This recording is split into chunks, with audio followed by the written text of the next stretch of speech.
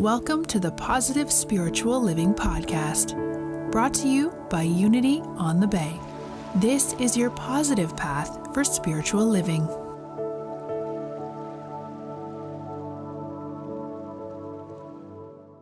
So I heard recently, get this, they have stopped teaching cursive writing in public schools. Is this true?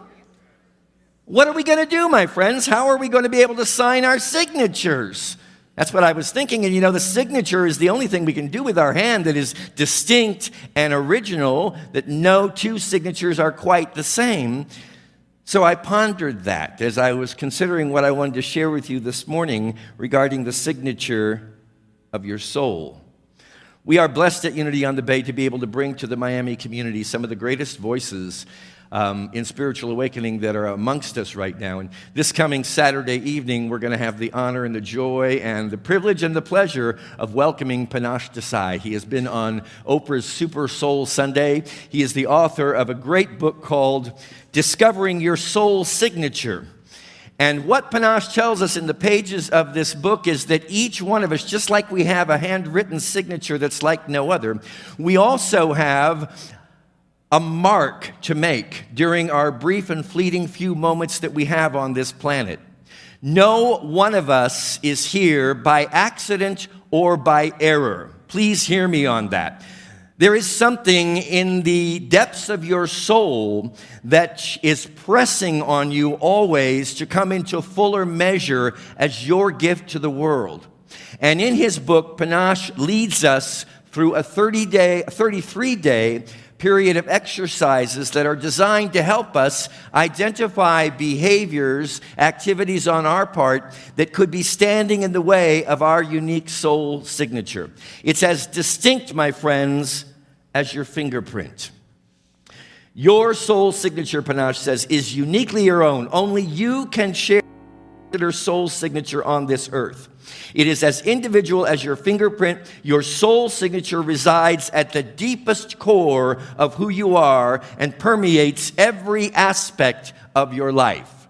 Now, how many of you in this room this morning can raise your hand and say, I know exactly what my soul signature is, and I bring it into full measure every single moment of my life? I'm putting my hand down.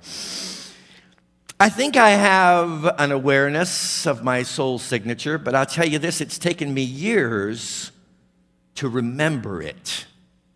Because you see, we are born and raised in a cultural conditioning that always encourages conformity towards safe and secure standards. Have you noticed this?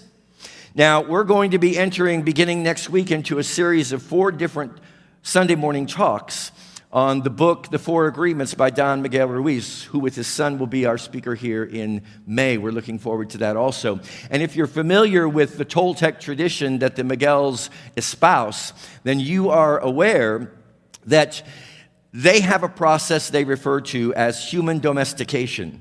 Human domestication exists out of one thing and one thing only, and that is fear.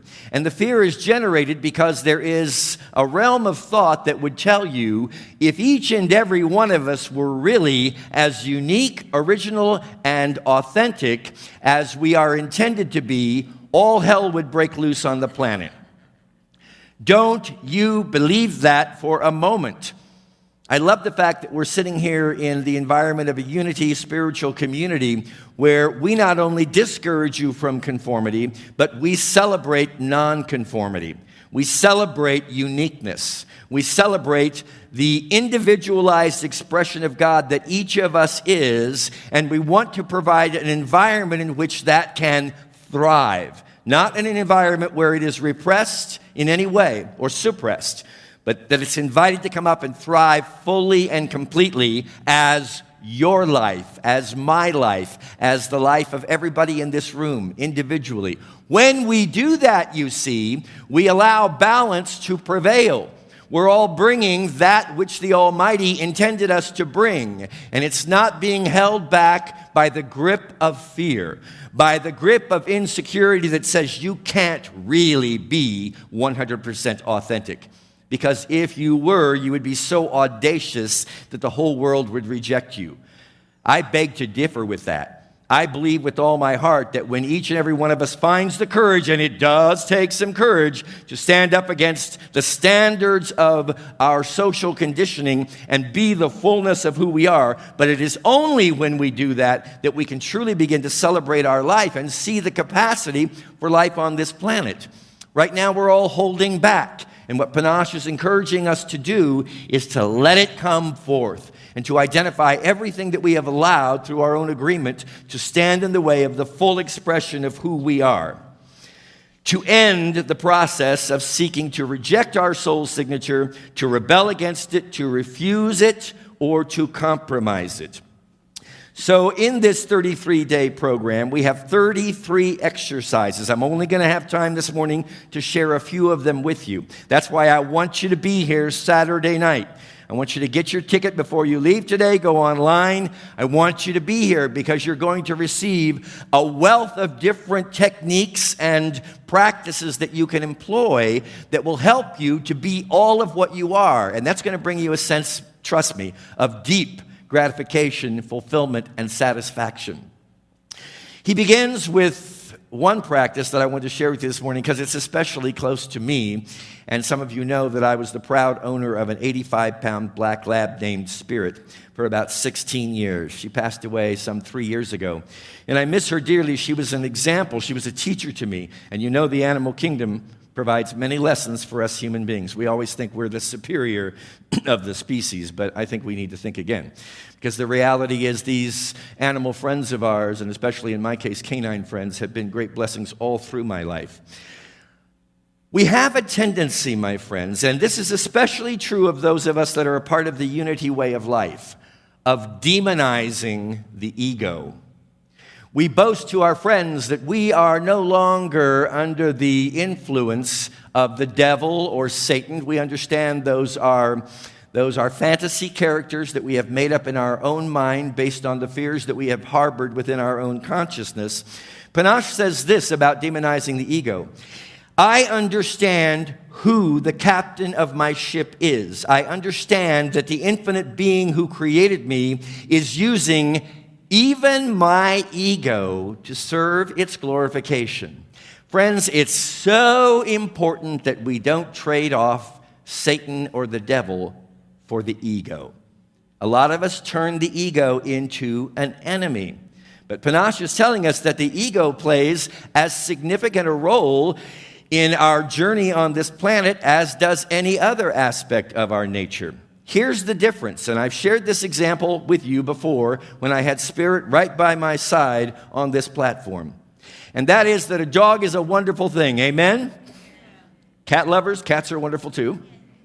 All animals are blessed creations. But we have to, in order to appreciate a dog, a cat, or any animal, we have to appreciate what they were designed to do and what they were not designed to do. For example, I would never have asked my dog Spirit to drive me to Publix in my automobile. You say, well, of course, that's obvious. A dog can't drive.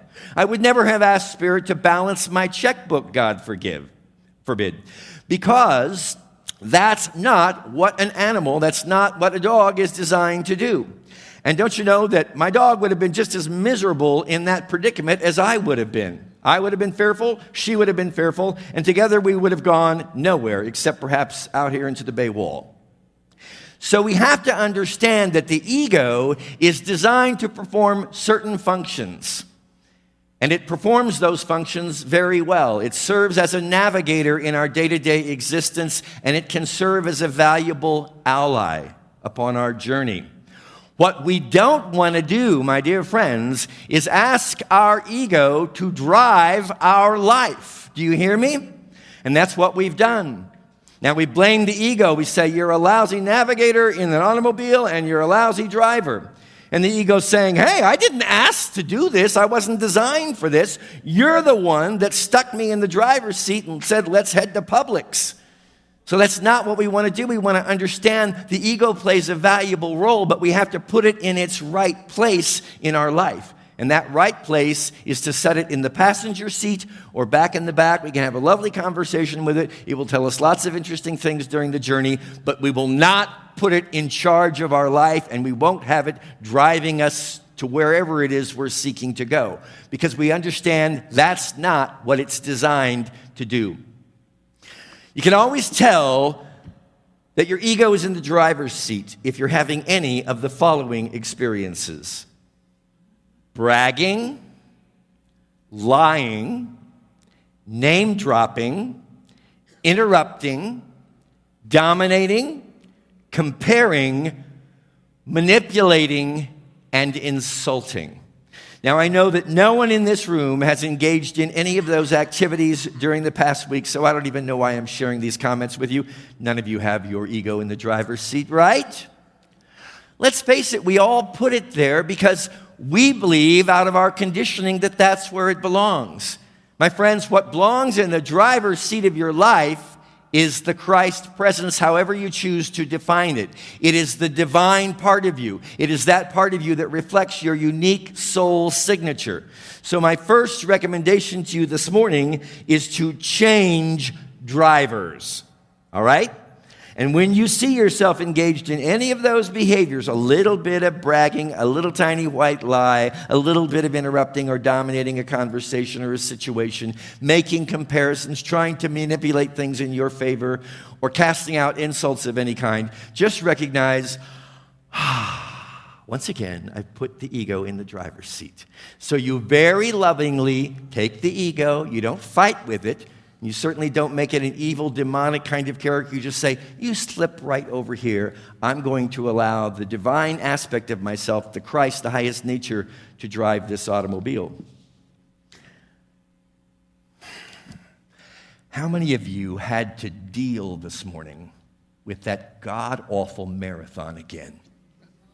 Did you get stuck in traffic?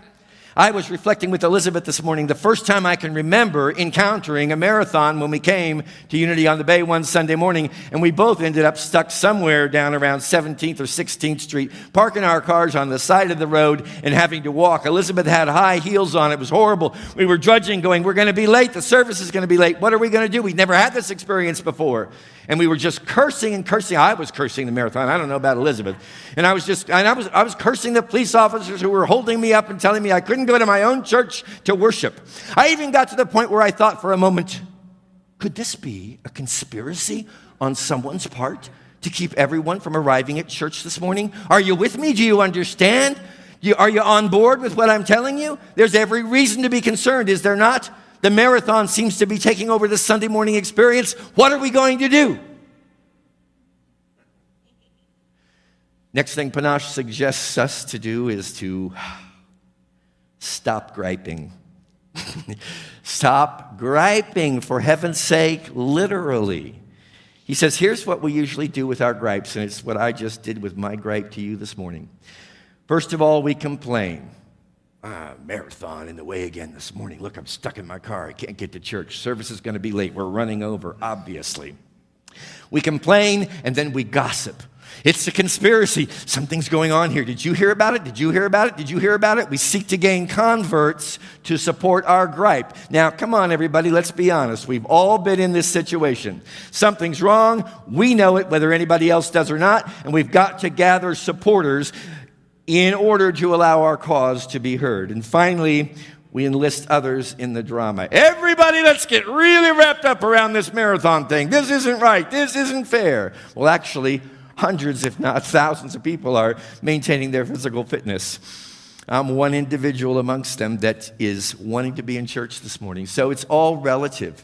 And what Panache is encouraging us to do is to change the way we view our gripes. First of all, simply by recognizing that they are gripes, that they are complaints, that in and of themselves they tend to be somewhat useless, and then really get in touch with what it is behind the gripe, behind the complaint that might be in some way negatively impacting our own life because of the influence that we are allowing it to take in our world. Gripes, my friends, complaints, are first and foremost always an indication of one who believes themselves to be in a state of victimization. And we know in Unity, none of us are victims. So we take responsibility. If there's something that needs to be expressed, we express it. But we don't run around complaining and griping about it. We express it from a place of calm and peace and poise, because we know that's what is ours to do. And finally, the third of the 33 days of ways that Panache allows us to express more freely our soul signature is one that is dear to my heart, and probably this teaching that I'm about to share with you has brought greater peace of mind into my life than any other teaching I can think of. Panache says, what if I were to tell you that you can't mess up this thing called life, that it's all been laid out, that there's an organizing principle in the midst of chaos? How many of you really believe that there is an organizing principle in the midst of even the greatest of chaos?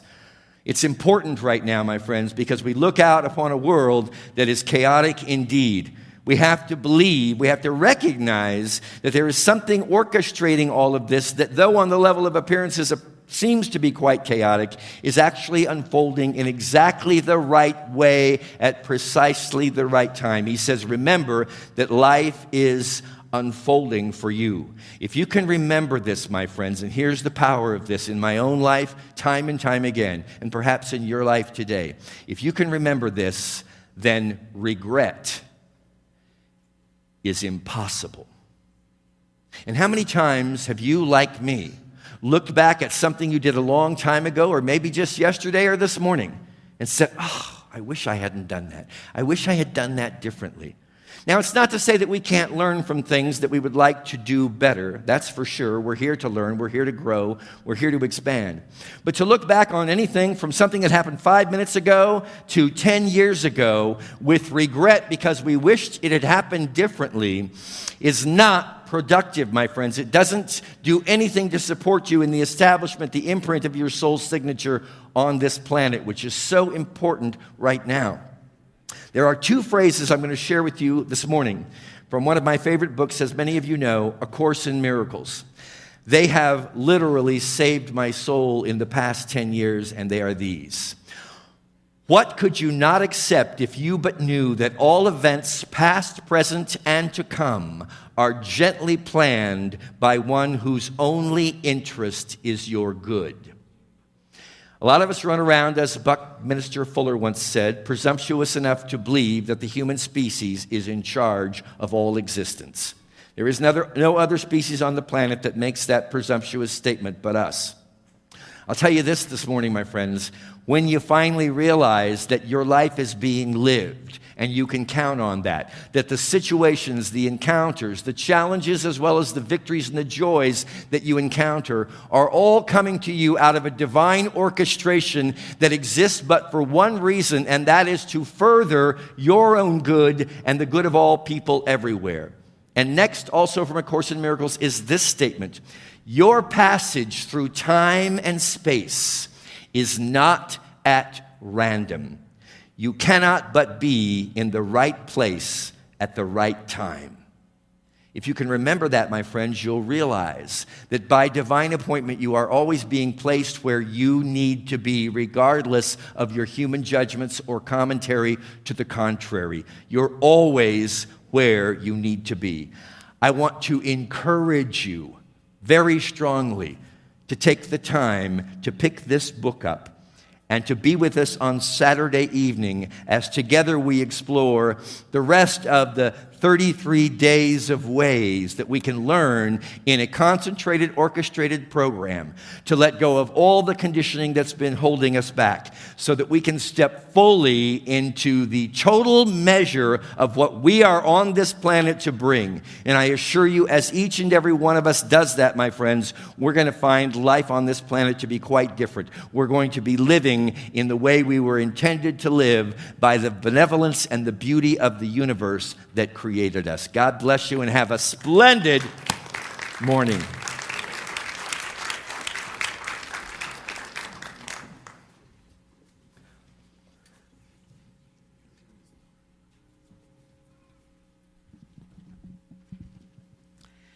And as our ushers are coming forward,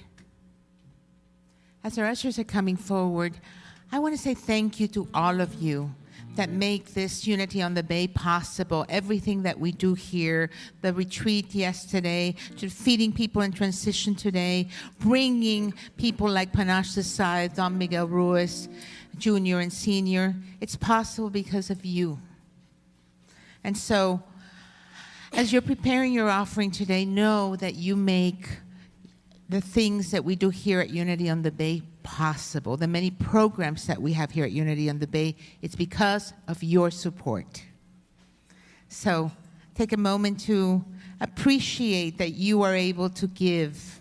And as you give, it comes back to you. This morning I overheard a conversation. Somebody tied a $200 check last week out of faith, knowing that it was going to come, and it increased to $2,000 that week for this person.